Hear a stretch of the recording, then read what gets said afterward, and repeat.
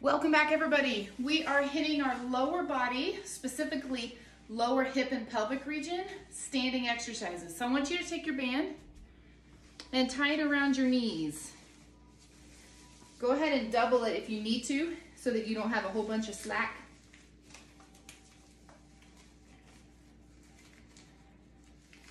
All right. From here, take it slightly above the knees. On the knees are fine as long as it's not pulling on your kneecap. But I want you to take your feet about hip width. You'll notice just standing here that the band wants to pull your knees in together. So it's already challenging you to keep your good form. So the first thing I want you to do, thinking about your 3 points of contact, which are your big toe, your pinky toe, and your heel, anchor all of those. By anchoring all 3 of those into the floor, you should have immediately felt your body press out against that band to try to line up everything. So we're gonna start with 10 strong squats. As you squat, your goal is to fight that band. You want your knees staying in line with your hips and your feet the whole time. So as we sit, you've got to press out on that band a little bit. You've got constant pressure on that band. That's 2. Press those hips back. 3. Excellent. 4. Keep it going. 5. 6. 7. 8. 2 more. 9. And 10. As you get tired, especially toward the end of the set, you may feel your legs coming in and out as you go because your hips are getting tired of pressing constantly against that band. So that's a good thing. You know you're progressing if you can do quite a few of these without feeling that wibbly wobbly. Moving on, we're going to take that squat into a travel. So I'm going to start pressing those knees out, little bit of a squat. We're going to the side, keeping tension the whole time. Good. So as you walk, you'll notice when you go to walk, your foot wants to go, but your knee doesn't want to. You have to press that knee out. Good. Keep walking. You're probably about 8 or so steps in, 9, 10. We're going to go back the other way. 10, 9. They don't have to be big. You just want to keep that pressure. I think that's 5, 4, 3, 2, 1. I ran out of room. Now from right here, back to planted. Back to pressing out. We're going to go up on those toes. Good. Keep that pressure. 2, 3, 4, 5, 6, 7, 8. 2 to go. 9 and 10. All right, stay with me here. I'm going to change things up. I want you to face sideways. Take one foot in front of the other one. So line yourself up like a railroad track, like we talk about lunges, not a tightrope. So I got my railroad track.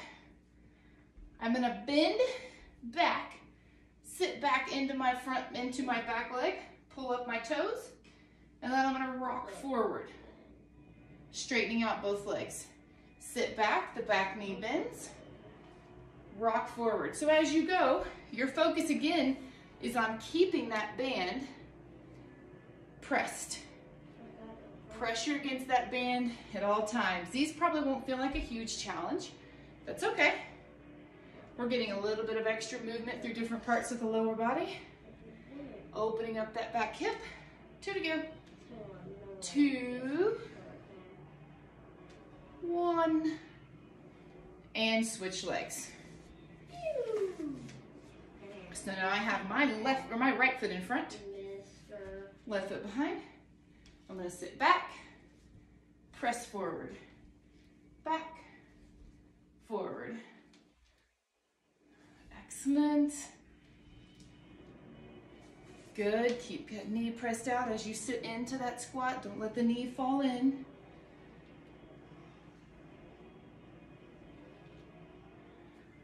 Oh, I think I have 3 more. Good. 2, 1. Now we're going to switch back to our first leg. So same position. So I've rocked back. My weight is in this back leg. Chest is tall, back is straight. I'm gonna take a lift from my front leg. So bottom leg's not moving. 3, 4, 5, from the front view, keep going. 6, straight up. 7, keep that knee pressing out. 8, 9, 10. Now switch legs. Got my right leg in front, knee pressing out. 1, 2, 3, 4, 5. If your band is creeping up, put it a little bit lower to give you more tension. 8, 9, 10. Back to leg 1. But we are going out to the side. So make sure you're below your knees. Slight bend in that right leg again. Remember that knee is pressing out against the band. Lifting straight to the side. 2, 3, 4. Use balance, something for balance if you need to. 8, 9, 10. Switch. Bend that bottom knee. Pressing out against that band. Here we go. 1, 2, 3, 4. Keep that foot pressing forward.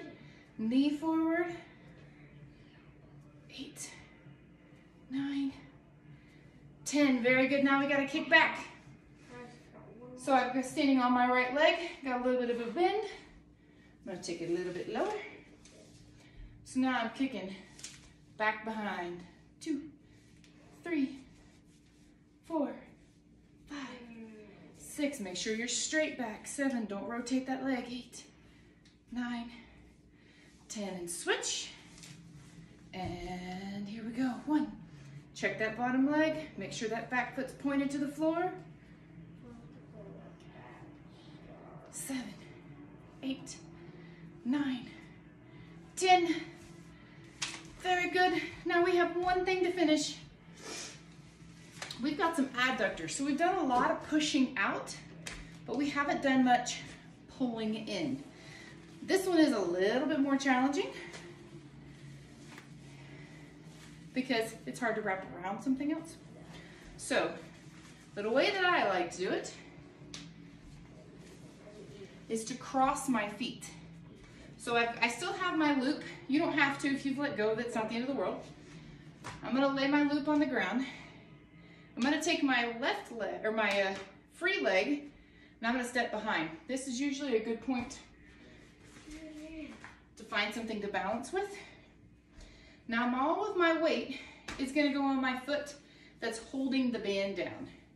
And my goal is gonna be to press sideways without turning my hips. So I'm trying to take that leg and press out to the side. It's a small range. It's much smaller than the other direction.